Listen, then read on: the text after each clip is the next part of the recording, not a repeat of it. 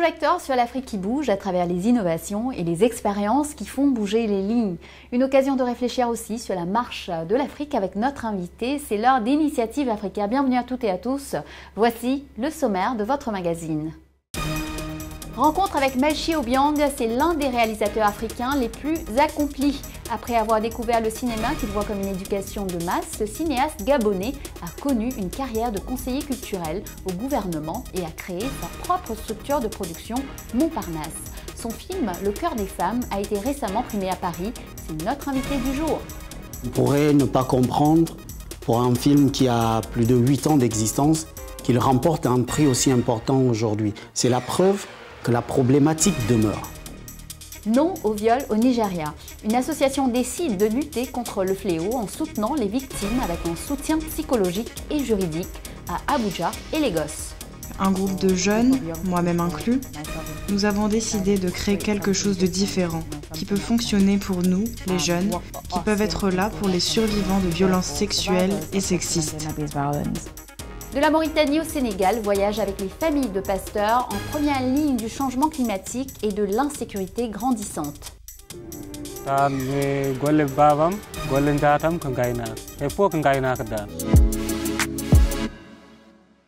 Au Nigeria, les viols continuent de ravager la vie de milliers de femmes. Pas moins de 11 200 cas ont été signalés l'an dernier. Plusieurs fillettes y ont laissé leur vie. Cette tragédie quotidienne a été examinée dans un récent rapport d'Amnesty International qui évoque des victimes privées de justice et des violeurs qui échappent aux poursuites. Des centaines de cas ne sont même pas signalés en raison de la stigmatisation et du rejet de la faute sur les victimes.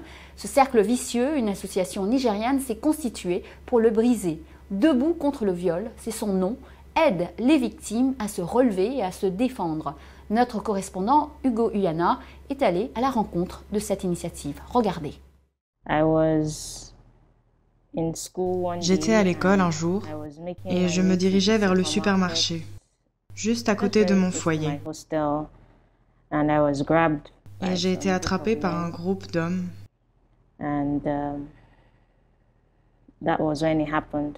Et c'est à ce moment-là que c'est arrivé.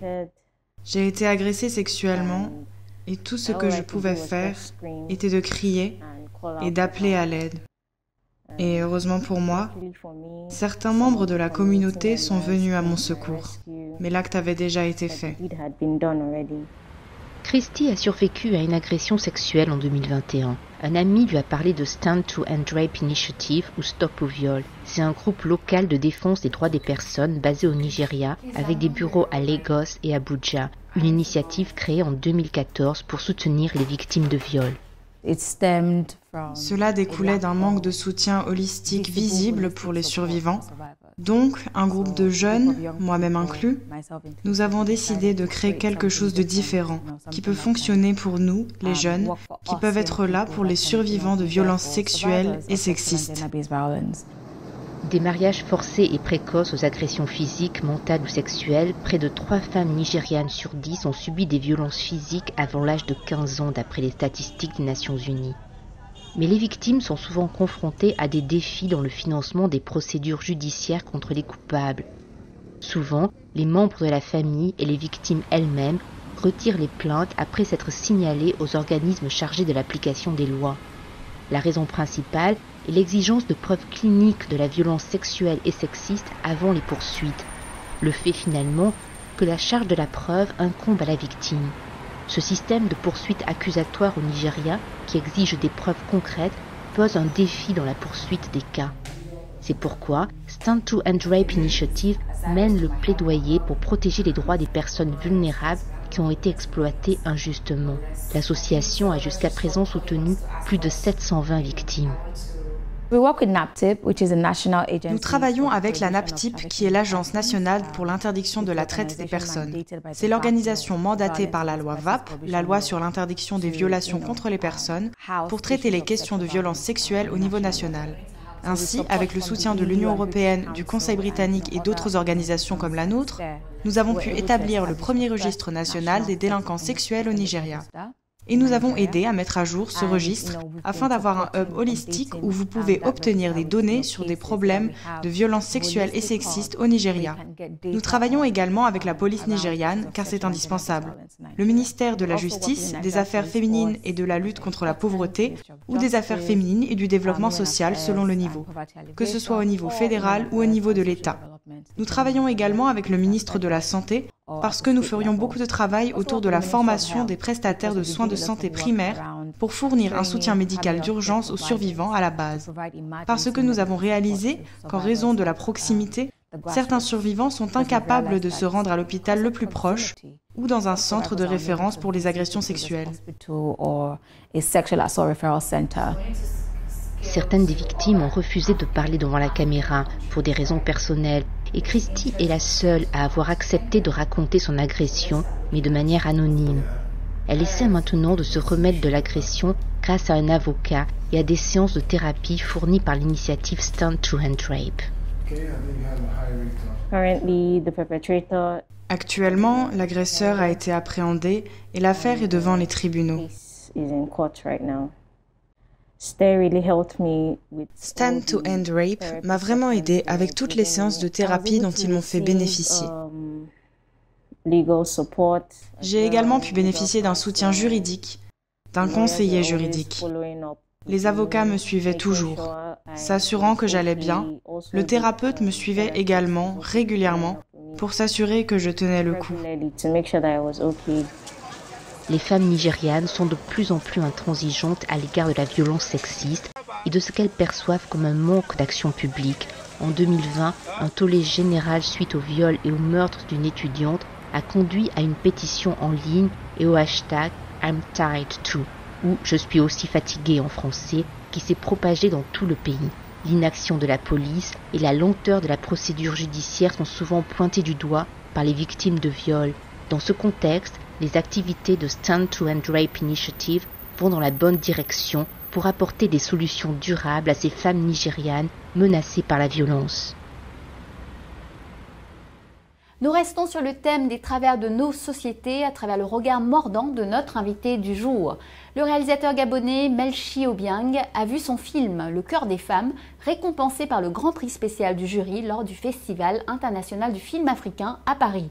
Il s'est confié à Laurence Strass et Thierry Schiller sur cette grande fresque cinématographique d'une tragédie familiale et ce qu'elle dénonce, un vide juridique béant pour la protection des femmes africaines. Melchi Obiang, bonjour et félicitations. Votre film Le cœur des femmes vient de remporter le Grand Prix spécial du jury du Festival international du film africain en septembre à Paris. Comment avez-vous accueilli cette récompense ? Alors je l'ai accueilli avec beaucoup de fierté parce que ça a résonné comme la récompense d'un travail acharné. Ça a été pour moi un signal très important pour comprendre que moi et mon équipe qui m'accompagne depuis plusieurs années, quand même près de 20 ans aujourd'hui, que nous avançons petit à petit avec les studios Montparnasse, que nous étions sur le bon chemin et qu'il fallait redoubler d'efforts pour aller plus loin.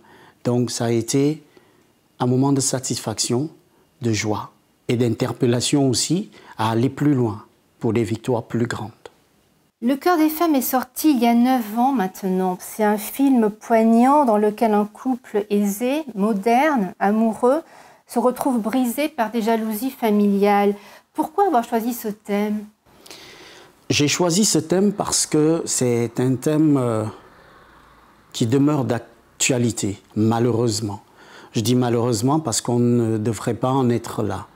Et effectivement, on pourrait ne pas comprendre pour un film qui a plus de 8 ans d'existence qu'il remporte un prix aussi important aujourd'hui. C'est la preuve que la problématique demeure. Ça a été pour moi une façon de tirer la sonnette d'alarme parce que au final, le cinéma doit, à mon sens, rester cet outil de sensibilisation pour attirer l'attention des pouvoirs publics, des instances juridiques pour dire on dépasse la ligne rouge. On ne peut pas laisser une telle pratique s'accommoder avec une société moderne. Pour des pays qui se veulent libres, la liberté c'est aussi ça. une femme doit pouvoir être encadrée, protégée par des précautions juridiques qui la protègent avec ses enfants lorsque le mari disparaît.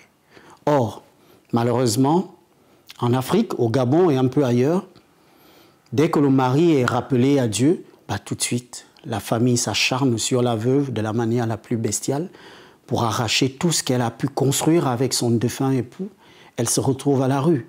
C'est quand même injuste, aussi bien sur le plan social que sur le plan économique que sur le plan de Dieu, quoi.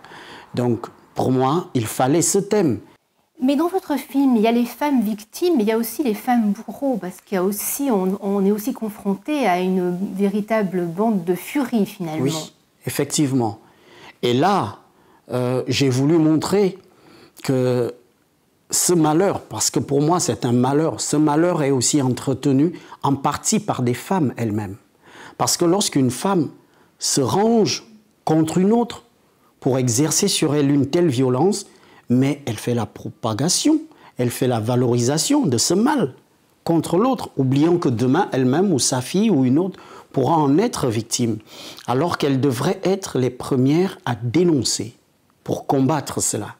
Donc, pour moi, il était effectivement question de montrer aussi que le malheur de la femme vient aussi en partie de la femme elle-même. Parce que pendant que certaines en souffrent, en meurent, en demeurent blessées à vie, d'autres entretiennent savamment, dans le clan familial, amical, ce procédé qui, à mon avis, est d'une autre époque maintenant. Vous feriez le même film aujourd'hui, 9 ans après? Je lui donnerais le même titre, mais le contenu ne serait pas le même parce qu'il faut avouer que beaucoup de choses ont quand même heureusement changé, notamment au Gabon où nous avons l'honneur d'avoir une première dame très active dans ce combat, Madame Sylvia Bongo Ondimba, à qui ce prix d'ailleurs à juste titre a été dédié. Son combat est tel qu'aujourd'hui, des dispositions juridiques très importantes ont été prises au niveau du Gabon et ça a énormément freiné le phénomène. Et donc, si je devais retourner ce film, il porterait le même titre, mais il ne serait pas du tout le même parce qu'il faut avouer, autant on dénonce, mais il faut aussi avouer que des choses ont beaucoup changé dans le bon sens, heureusement.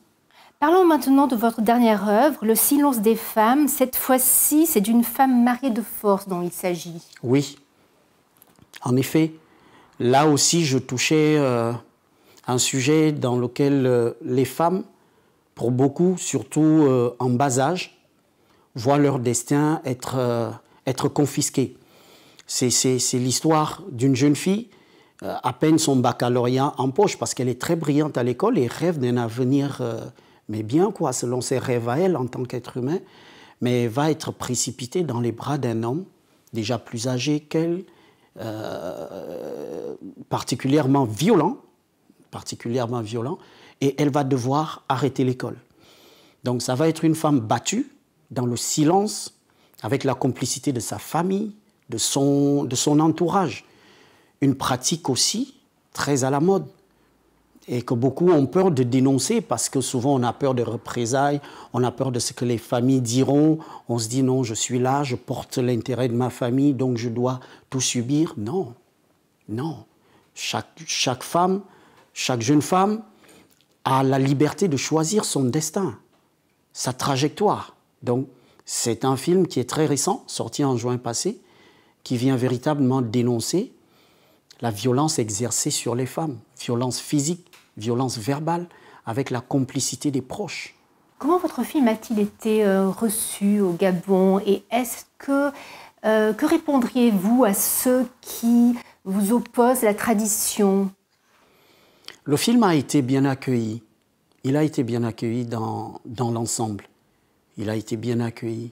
Mais effectivement, il y a j'ai envie de dire les conservateurs, les dépositaires d'une certaine tradition, qui estiment que ce combat que je mène ne s'explique pas parce que la tradition, la culture voudrait que, mais au nom de la culture, au nom de la tradition, on ne devrait pas contraindre un être humain à quoi que ce soit. La tradition, la culture, ça devrait être comme la loi. Ça devrait garantir le bien-être du plus grand nombre. Et dans le plus grand nombre, il y a d'abord la liberté de tout un chacun. Mais lorsqu'au nom de la liberté, au nom de la culture ou de la croyance, on doit tuer, parce que ça c'est tuer, entre guillemets, quelqu'un dans son rêve, dans sa vie, à ce moment, ce n'est plus de la culture, ce n'est plus de la tradition. Non. Et moi, je ne m'arrêterai pas parce que je sais que je mène le bon combat. Et Dieu merci, il y a de plus en plus de cinéastes et d'organisations qui renversent les codes, qui enferment, qui privatisent la liberté. Parce que nous ne devons pas laisser ça plus longtemps s'imposer à nous. Bienvenue pour la deuxième partie de notre émission. Je vous emmène maintenant dans un périple extraordinaire, le quotidien de la transhumance des familles pastorales du Sahel qui font la route de la Mauritanie au Sénégal avec leurs animaux. 20 millions de personnes vivent de l'élevage dans cette vaste région et pour la majorité d'entre elles, l'amenuisement des ressources naturelles, eau et pâturage entraîne conflits et insécurité. Mais depuis 2015, éleveurs et villageois apprennent peu à peu à dialoguer à travers des comités locaux. Et le projet régional d'appui au pastoralisme au Sahel, financé par la Banque mondiale, a permis la vaccination de millions d'animaux et la construction ou la réhabilitation de 181 points d'eau. Regardez.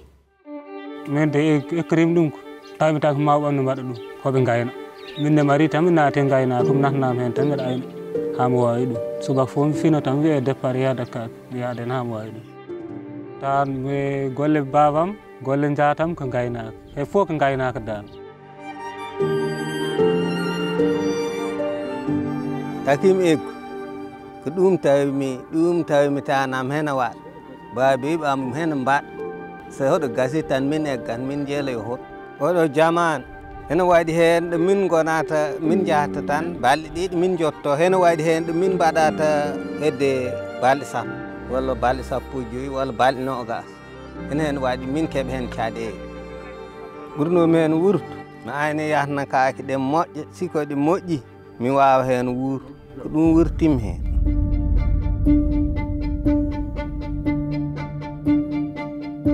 mbeɗa wona ko mbawi sifde minen noon min keyita so min egga min dentino dahmiri amen fof ha kawra min cuuro eyo min gadda daabeji amen dow bagage amen min jaltin min tega dow saret so won paari min kaɓɓa ha teeɗi min kaɓɓa bonɗi amen eyi kaake ɗe deppare jawta jaada gaynaka eyi sarteji ɗen kaɓɓa gabbo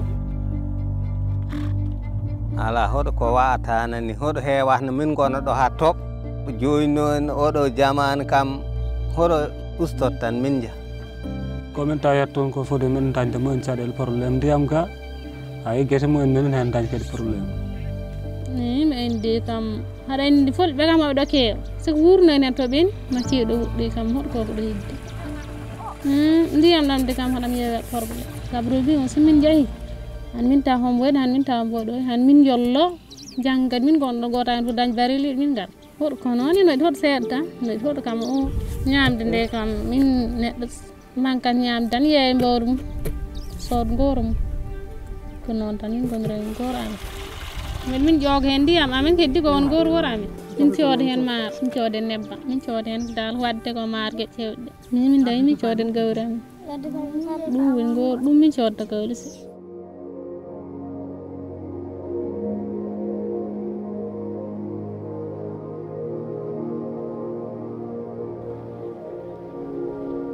jafe-jafe yi may jànkuwante ak ñoom damay xëy fii di béy ba wàcc nit jóge fu Saalum ñëw fanaanal ci pegg tool bi xëy na sax gisul tool bi mais day jur gi dañuy wëtt guddi rek du ko yëg mën naa am fekk yëg ko mën naa am fekk yëg na ko waaye man fekk man béy naa ba ñibbi jur gi wëtt guddi ñëw fekk ñu dugg tool bi yàq lu bëri ma ñëw rek fekk ñu yàq sama ko toppee du ma ci man moom dara day ñàkk waaw damay ñàkk li mu waroon a am rendement bi day wàññiku.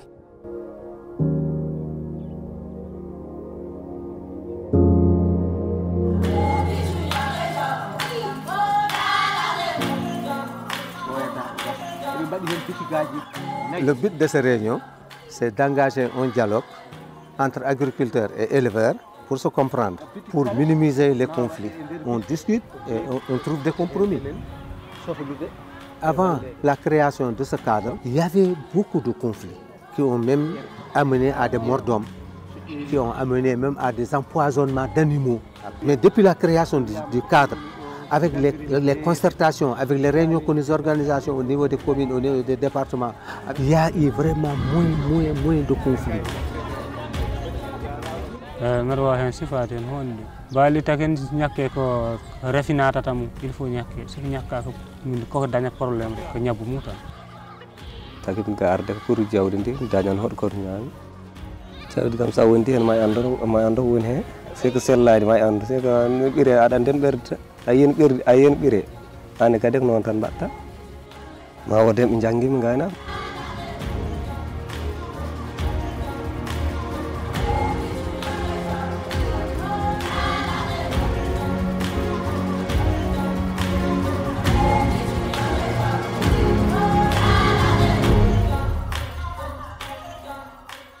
Nous retrouvons maintenant Melchi Obiang pour la suite et la fin de notre entretien de la semaine. Il nous parle des sources de sa créativité, mais aussi de son business plan pour assurer à sa passion du cinéma un équilibre économique. Écoutons-le.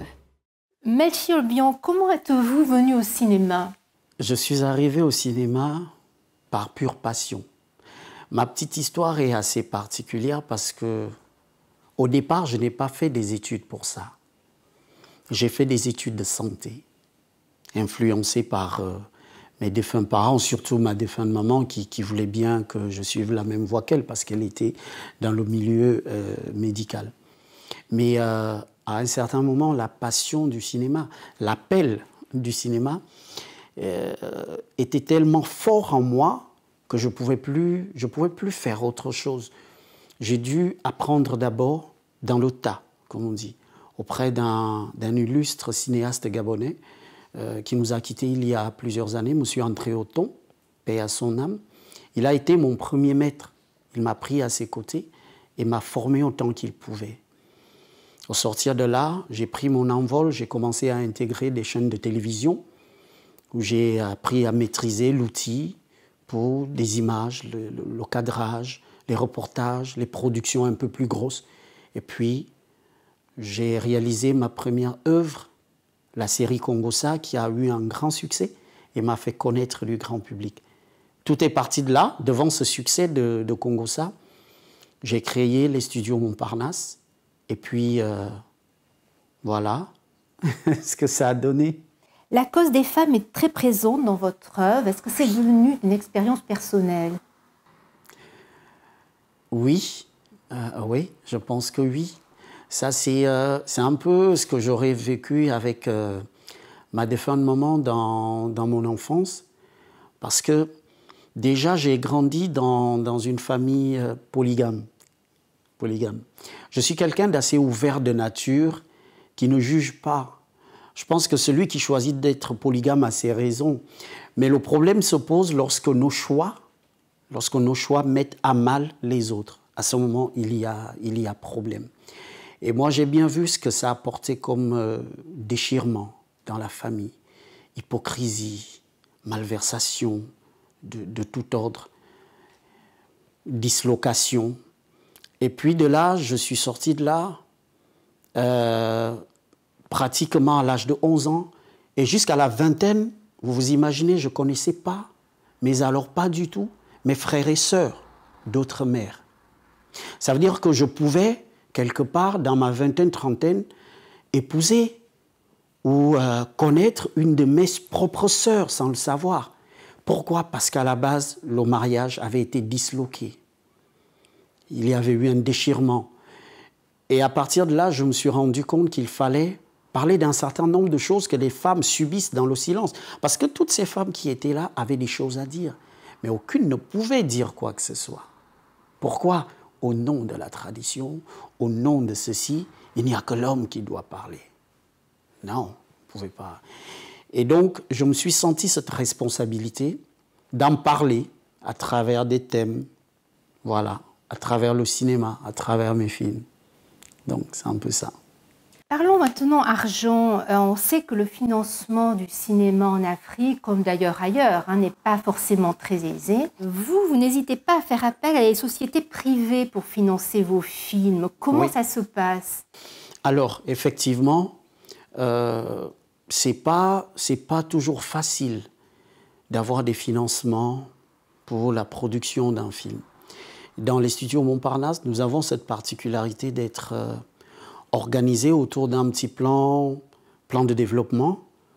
Et donc, nous faisons beaucoup de marketing également, beaucoup de commercial. Et je pense que le profil des réalisateurs aujourd'hui, en principe, devrait inclure cela. Parce que vous êtes aussi porteur d'un projet que vous allez vendre auprès d'un partenaire qui, lui, a des fonds, a des sous. Et il faut pouvoir lui montrer, lui justifier l'intérêt pour lui de mettre ses fonds dans votre film. Nous travaillons beaucoup avec des entreprises qui reçoivent en contrepartie une visibilité. Ça peut être pour un produit, placement de marque, etc.